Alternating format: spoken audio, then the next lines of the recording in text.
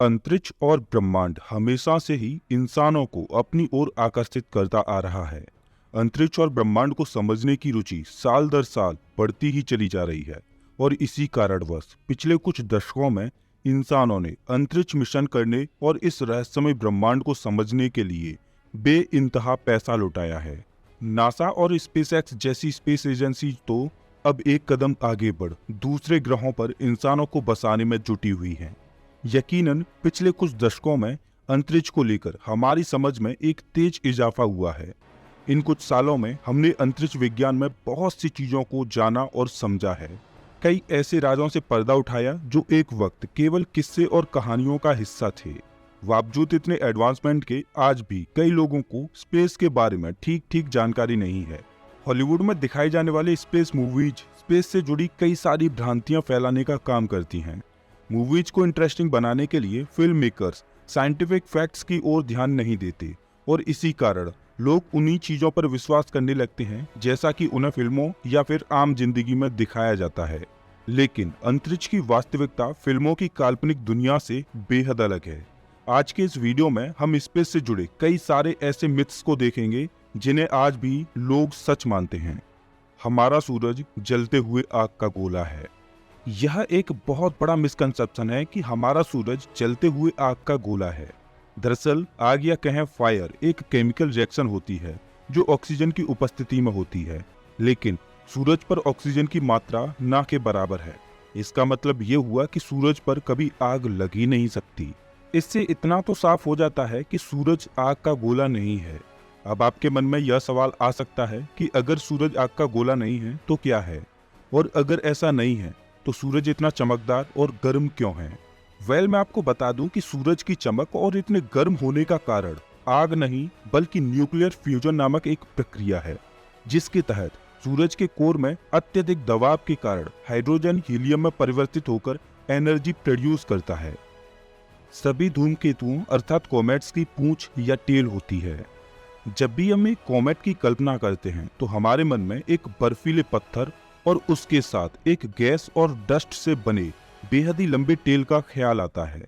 आखिरकार हमने किताबों और फिल्मों में कॉमेट्स को कुछ इसी प्रकार से ही तो देखा है, लेकिन आपको बता दें कि यह पूरी सच्चाई नहीं है।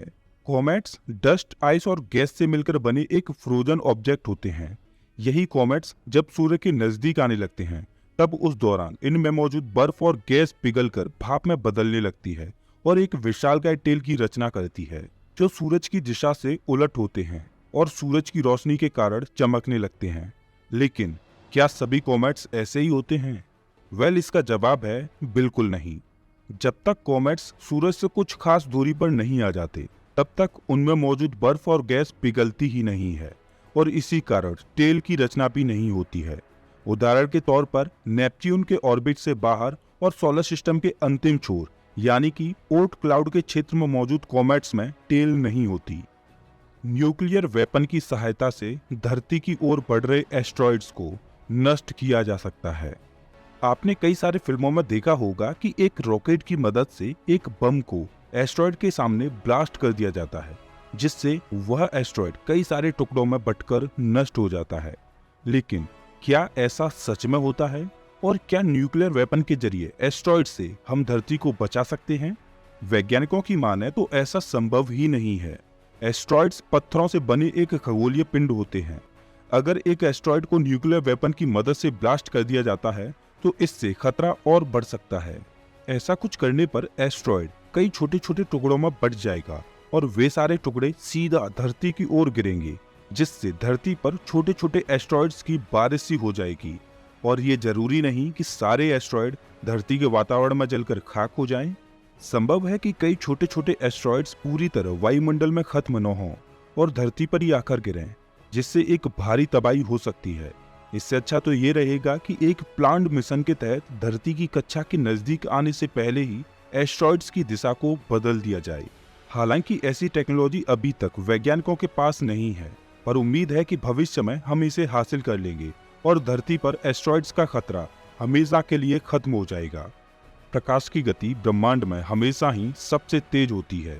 3 लाख किलोमीटर प्रति सेकंड की गति से यकीनन प्रकाश को कुछ भी पीछे नहीं छोड़ सकता और ये बात बिल्कुल सही है कि प्रकाश ब्रह्मांड में सबसे तीव्र गति से ट्रेवल करता है। लेकिन यहाँ पर ध्यान देने वाली बात ये भी है कि ऐसा केवल स्पेस के वैक्यूम में ही होता है। प्रकाश की गति अन्य दूसरे मीडियम में कम हो जाती है, जैसे कि हवा या फिर पानी में। प्रकाश उस गति से ट्रेवल नहीं करता जिस गति से वैक्यूम में करता है। आज वैज्ञानिकों के पास ऐसे ही कई सारे तरीके हैं जिसकी मदद से वे प्रकाश की गति को बेहद धीमा कर सकते हैं। यहाँ तक कि कुछ पर्टिकुलर मीडियम में इलेक्ट्रॉन भी प्रकाश के बराबर या उससे तेज उस मीडियम में गति करता है। गैस जाइंट प्लैनेट केवल गैस से मिलकर बने होते हैं। हमारे सोलर सिस्टम के बाहरी प्लैनेट्स जैसे कि जुपिटर, सैटर्न, यूरेनस और नेपच्यून को गैस जाइंट्स कहा जाता है, क्योंकि इन प्लैनेट्स का वातावरण और सतह गैसेस से मिलकर बनी होती है।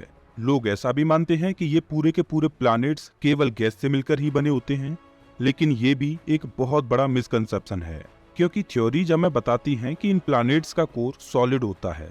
इससे ये साबित हो जाता है कि गैस जाइंट्स केवल गैस से मिलकर नहीं बने होते। एस्ट्रॉयड बेल्ट में दाखिल होने वाले स्पेसक्राफ्ट नष्ट हो जाते हैं। यह एक बहुत बड़ा मिथ है जिसे कई लोग आज भी सच मानते हैं। हॉलीवुड मूवीज में अक्सर एक स्पेसक्राफ्ट को दिखाया जाता है जिसका सामना कई सारे पत्थरों से होता है। बेसिकली ये एस्ट्रॉयड बेल्ट होता है जिससे एक स्पेसक्राफ्ट गुजरता है और कई बार स्पेसक्राफ्ट किसी पत्थर से टकराकर नष्ट हो जाता है। खैर, ये तो मूवीज की दुनिया थी। वास्तविकता में ऐसा कुछ नहीं होता है। एस्ट्रॉयड बेल्ट सूरज से 200 मिलियन मील दूर शुरू हो जाता है और ये लगभग 100 मिलियन मील के दायरे में फैला हुआ है। ये बात बिल्कुल सही है कि एस्ट्रॉयड बेल्ट एस्ट्रॉयड से भरा पड़ा है, लेकिन वह बात जो आपको कोई नहीं बताता वो ये है कि एस्ट्रॉयड बेल्ट में मौजूद एस्ट्रॉयड की एक दूसरे से दूरी काफी ज्यादा है। साथ ही इसमें एस्ट्रॉयड्स की संख्या भी ज्यादा नहीं है। अगर इस बेल्ट में मौजूद सारे एस्ट्रॉयड्स को मिला दिया जाए तभी उन सब का मास हमारे चांद के मास का केवल 4% ही होगा। इससे आप समझ सकते हैं कि एस्ट्रॉयड बेल्ट एस्ट्रॉयड से खचाखच भरा नहीं है, बल्कि ये एक सुनसान सी जगह है जहां थोड़े बहुत एस्ट्रॉयड्स ही मौजूद हैं और किसी भी स्पेसक्राफ्ट से इन एस्ट्रॉयड्स के टकराने की संभावना बेहद कम है। नासा द्वारा किए गए पायोनियर और वॉयेजर मिशन को भी एस्ट्रॉयड बेल्ट से गुजारना था और उस मिशन के दौरान इन दोनों स्पेसक्राफ्ट की टक्कर किसी भी एस्ट्रॉयड से नहीं हुई थी। ये इस बात का सबूत है कि एस्ट्रॉयड बेल्ट में मौजूद एस्ट्रॉयड्स की दूरी एक दूसरे से बहुत ज्यादा है। स्पेस में जाने के तुरंत बाद आप वेटलेसनेस महसूस करेंगे। सभी वैज्ञानिक इस बात पर सहमति जताते हैं कि अंतरिक्ष 62 मील ऊपर से शुरू हो जाता है।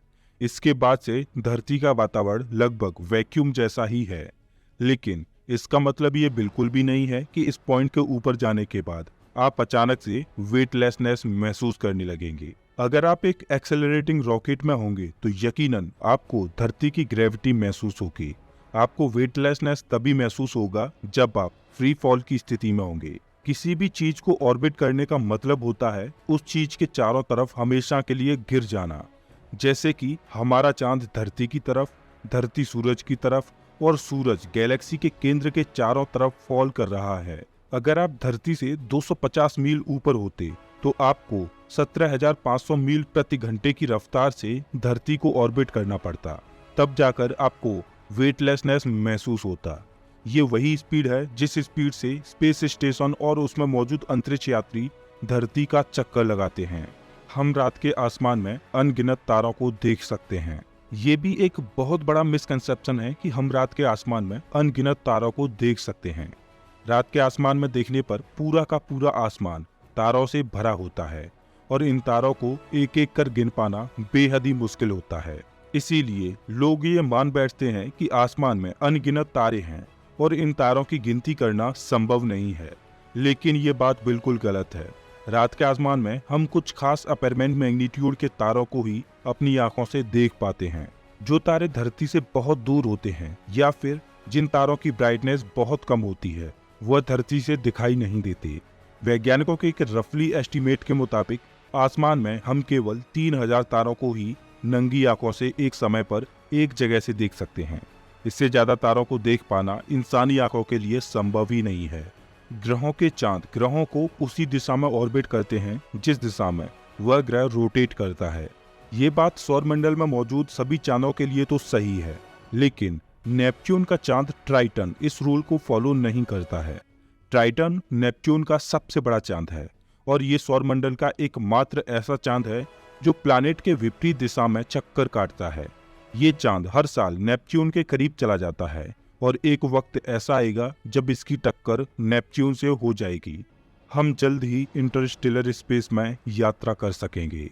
अगर आपको नहीं पता तो बता दें कि इंटरस्टेलर स्पेस दो तारामंडलों के बीच मौजूद स्पेस को कहते हैं। इंटरस्टेलर स्पेस सौरमंडल के आखिरी छोर ओट क्लाउड के बाद शुरू हो जाता है। अक्सर हमें मूवीज में दिखाया जाता है कि स्पेसशिप की मदद से अंतरिक्ष यात्री इंटरस्टेलर स्पेस की यात्रा करते हैं और इसी कारण कुछ लोग ऐसा मान लेते हैं कि जल्द ही इंसान भी इंटरस्टेलर स्पेस में यात्रा कर सकेंगे। लेकिन दोस्तों सच तो ये है कि हम अभी अपने ही पड़ोसी ग्रह मंगल तक जाने में ही असमर्थ हैं। इंटरस्टेलर स्पेस तो बहुत दूर की बात है। मंगल ग्रह हमसे केवल 2.5 एस्ट्रोनॉमिकल यूनिट की दूरी पर मौजूद है, जहां तक जाने में ही हमें 9 महीने का समय करंट टेक्नोलॉजी के अनुसार लगेगा।